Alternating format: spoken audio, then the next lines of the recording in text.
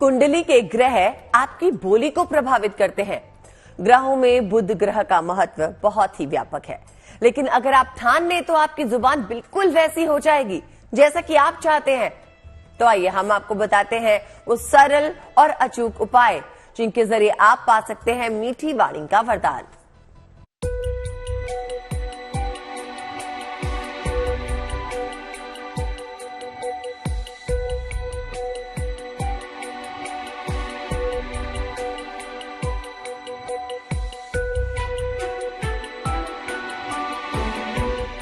तेज दिमाग, सुंदर त्वचा,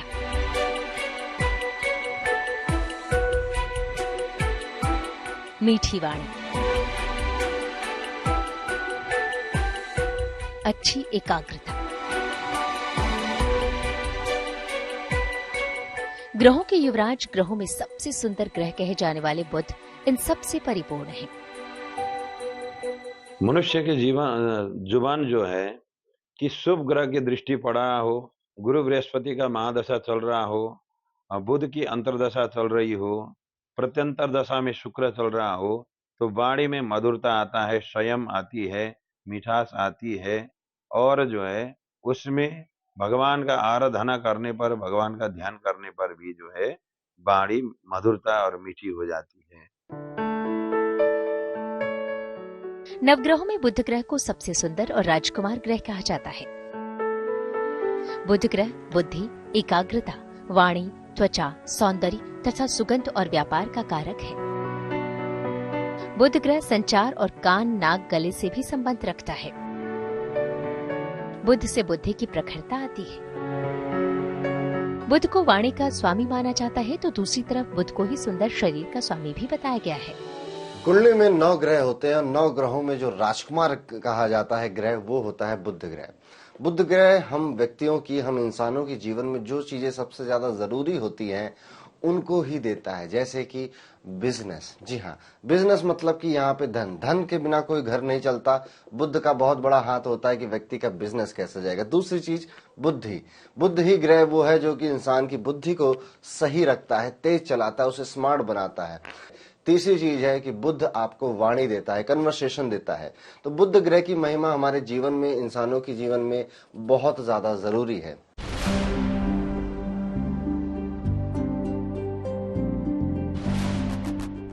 आमतौर पर कुंडली में बुध की स्थिति ही तय करती है कि इंसान कैसा बोलता है, कैसा व्यवहार करता है या फिर उसकी बुद्धि और व्यक्तित्व कैसा है। तो बुध को मजबूत करने का सबसे सरल प्रयोग अब समझिए। रोज सुबह विष्णु सहस्त्रनाम का पाठ करें, नित्य स्नान करें, सफाई से रहें, हल्की सुगंध का नियमित प्रयोग करें, सलाह लेकर एक पन्ना धारण करें, उत्तर दिशा की ओर चेहरा करके भोजन करें। अगर कुंडली में बुध ग्रह मजबूत है और हमारी कुंडली के लिए अच्छा है, तो बुध जो है जैसा बताया कि दिमाग को रूल करता है, हमारी कम्युनिकेशन स्किल्स अच्छी होंगी, हमारा दिमाग अच्छा काम करेगा। और कहीं अगर बुध का कनेक्शन शुभ होते हुए राहु से हो गया तो साइंटिस्ट भी बुध ही बनाता है।